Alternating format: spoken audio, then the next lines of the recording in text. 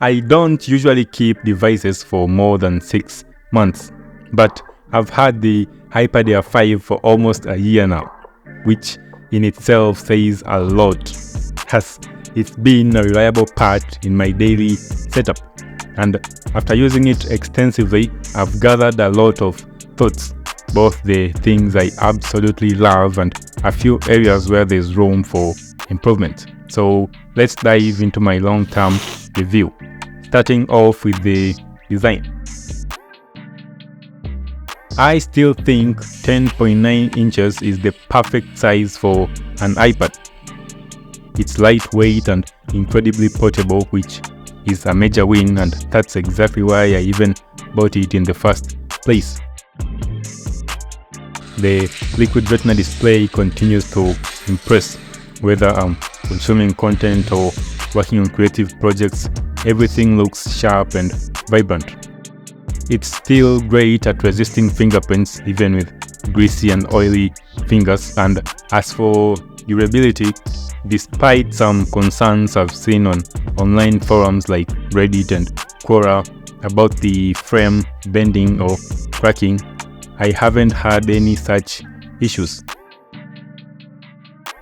Overall, there is not a thing I'd change in the design and build, though I might consider shrinking the bezels just a bit. When I initially bought the iPad Air 5, it was all about portability and freedom. Unlike my MacBook and Mac Mini, the iPad is super easy to move around and set up camp wherever you want.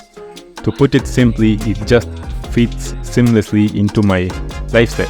And as the days went by, I came to a realization that the iPad strikes the perfect balance between portability and power.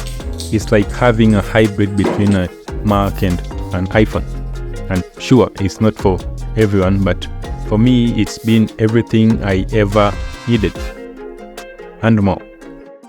Software-wise, the iPad is still evolving. That's no secret.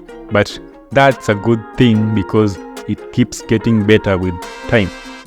Unlike macOS or Windows, which in my opinion have fully matured. I mean, when was the last time you were super excited about a major update coming to your Windows or Mac device?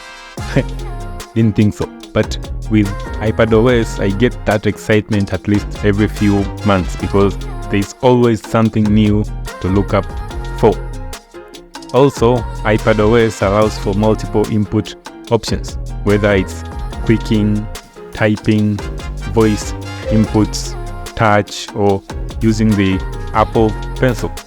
It just opens the door for endless possibilities in interacting with the operating system and different apps. Speaking of which, here's some of the things I've used the iPad for over the past year.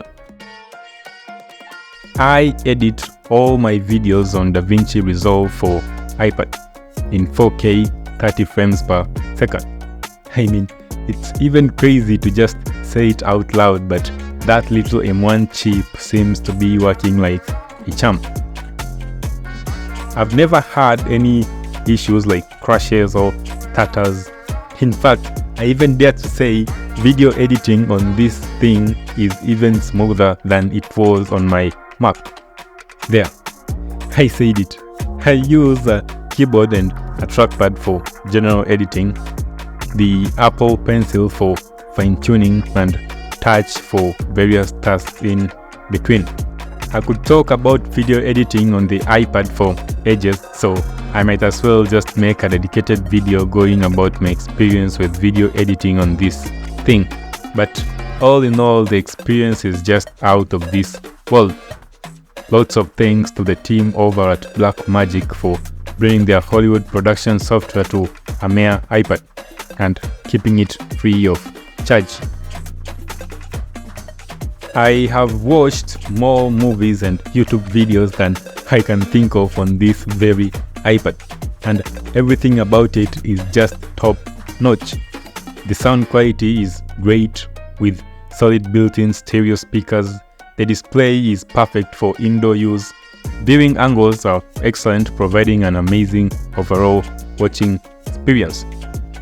Gone are the days where I scour the garbage bin in search of my old lost handwritten notes as I organize everything neatly in the Notes app, or brainstorm using Freeform and FigJam. I could go on and on about coding, doing PDFs and gaming on the iPad, but let's save that for some other time. How's battery life holding up after a year of intense use? Well, during a day of heavy use, editing videos, some hardcore gaming or working on graphics stuff, it generally lasts me about 4 to 6 hours, which is probably more than your laptop lasts on standby. Then on lighter days, watching videos, taking notes, light trading or reading ebooks, it easily lasts me the whole day with about 12 to 14 hours of screen time, and it generally takes about 60 to 90 minutes to fully charge, which is pretty solid. Over the past year, I've found that the Apple Pencil, the Logitech Combo Touch Folio keyboard, and a dongle is all you need. Perhaps a stand as well if you plan on using the iPad for more than just content consumption. There is not much to complain about the iPad, but one downside I can think of is Apple's iPad lineup and the pricing structure. It's kinda messed up, and some people might even end up buying the wrong model. So stay tuned for my upcoming 2024 iPad buying guide. Overall, the M1 chip still blows me away. I've thrown video editing, coding, and even some intense gaming at it, and it hasn't flinched. Still no overheating, no crashes. It handles multitasking effortlessly, and I have yet to run into any performance issues, even with demanding apps. It's impressive what Apple has packed into such a compact little device. Will you be getting yourself one? And if yes, please consider using the link in the description box down below. Stay tight.